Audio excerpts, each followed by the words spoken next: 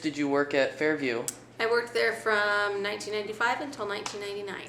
I was a habilitative training technician, so I was responsible for the daily care of the clients that lived at Fairview. Can you describe the living conditions for the clients? Most of them lived there's certain areas. So the intensive care is the non-ambulatory clients, the ones who don't walk. Most of them are non-vocal, they don't speak.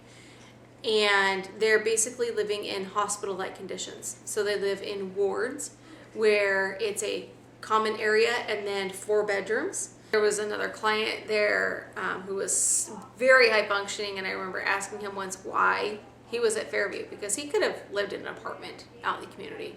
He could have taken care of himself and had a job. And he said, well, why would I want to do that? I get 3 meals a day in an apartment that's paid for, and I don't have to do anything. Do you have any stories you think people should know, or just any stories in general? There was a gal that she worked for Department of Justice. Her name is Sue Gant, and she basically goes in and reviews facilities like Fairview to determine if they need to be closed or not. And near the end of Fairview's time, she was coming in and doing periodic reviews. And at one point, somebody somewhere in the bureaucracy decided that our clients needed to be normal, which is a word I hate, and that we needed to treat them according to their chronological age, not their mental age.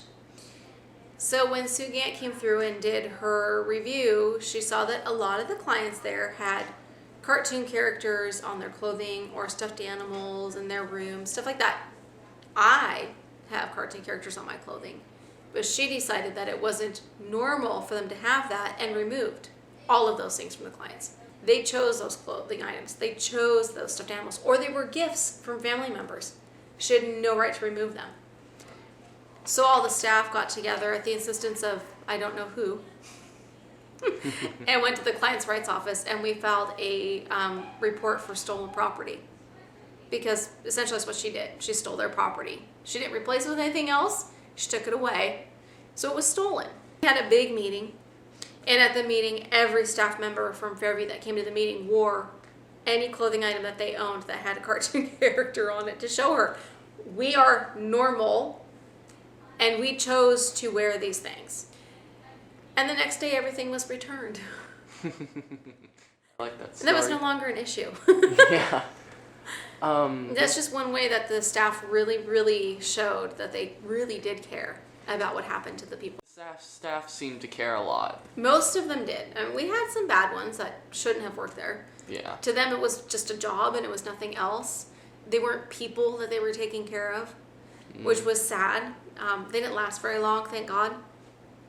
You know, there were some that, you know, criminal charges were filed against. They did some really horrible things. A staff member that worked there had been caught basically raping one of the clients that lived there. Mm-hmm. He was caught by another staff member. And, you know, she went down to the office, told them what was going on. They called the police. He was arrested, and it was in the newspapers. And he's in prison as far as I know. Good. So, and she was an older client, like in her 60s. Nonverbal. She could not speak. She was very vulnerable to somebody abusing her. So Corey was one of the clients that I worked with, and we had been told he was having hallucinations. He would say things like, Corey's gonna kill you, Corey's gonna get you, don't hurt me, Corey.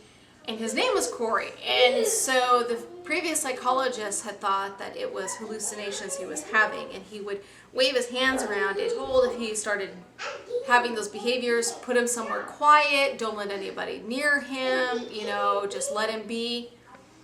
Well, one staff member and I, Michaela, she had worked with him so much, like 8 hours a day, 5 days a week for almost 2 years.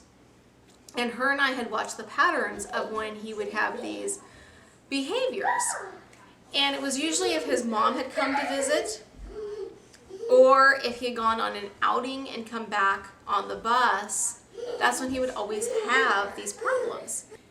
Well, this psychologist came in and observed Corey over the course of months and watched him go through these cycles and these behaviors. went back and read Corey's medical chart and told us that what it was he actually had PTSD. Because when Corey came to live at Fairview, his mom and his aunt brought him when he was 14 because his mom couldn't take care of him anymore.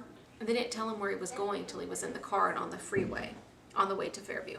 And he jumped out of the car. And so he tried to jump out of the car. They brought him to Fairview under basically, restraints.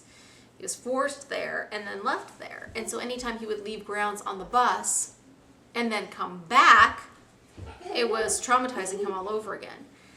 The first roommate that Corey had was also named Corey. And he used to beat Corey up a lot. And so he was reliving all of that past trauma.